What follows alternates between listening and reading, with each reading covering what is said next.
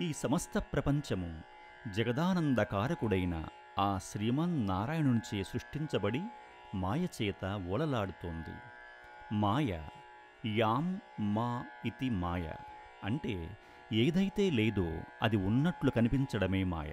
ఆగతా బ్రహ్మణో భుక్త్వా సంసారమిహ లీలయా పునర్బ్రహ్మైవ సంస్మృత్య బ్రహ్మణ్యవ విలీయతే అంటారు వశిష్ఠ మహర్షి యోగవాసిష్టంలో రామచంద్రస్వామితో.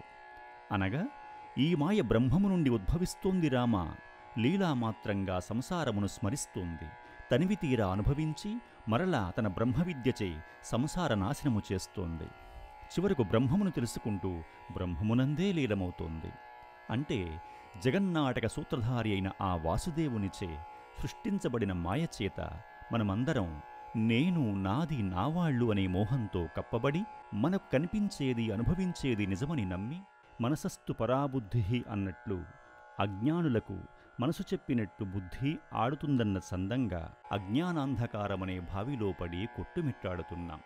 అటువంటి మాయామయమైన అనేక బ్రహ్మాండాలను సృష్టించే జగన్నియామకుడు, విరాట్ స్వరూపుడు, కర్త, సంహర్త, భోక్త అన్నీ తానైనవాడు, కోటి సూర్య సమప్రభా భాసితుడు అయిన ఆ పరాత్పరుని దివ్యకాంతి ముందు పంచభూతాలు, బ్రహ్మాది దేవతలందరూ అతి చిన్న కీటకాలని భక్తాగ్రేసరుడైన కులశేఖర్లు ఆ ముకుందుని మహిమలు తెలియచేస్తున్నారు. అవేంటో విందాం.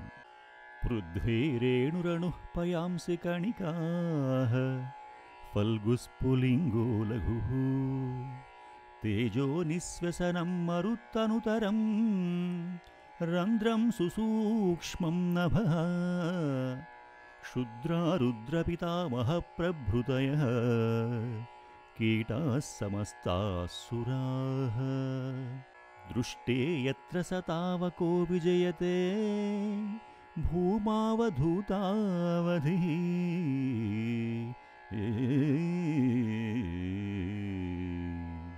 పరబ్రహ్మస్వరూపమైన నారాయణుని కనులారా కాంచినచో ఈ పృథివీ ఓ సూక్ష్మాది సూక్ష్మమైన రేణువు వంటిది, ఈ జగత్తు నీటి తుంపర వంటిది, తేజస్సు సూక్ష్మమైన అగ్నికణం వంటిది, వాయువు అతి చిన్నదైన నిట్టూర్పు వంటిది, ఆకాశం సన్నని రంధ్రం వంటిది, పరమశివుడు బ్రహ్మాది సమస్త దేవతలందరూ చిన్న చిన్న పురుగుల వంటివారు.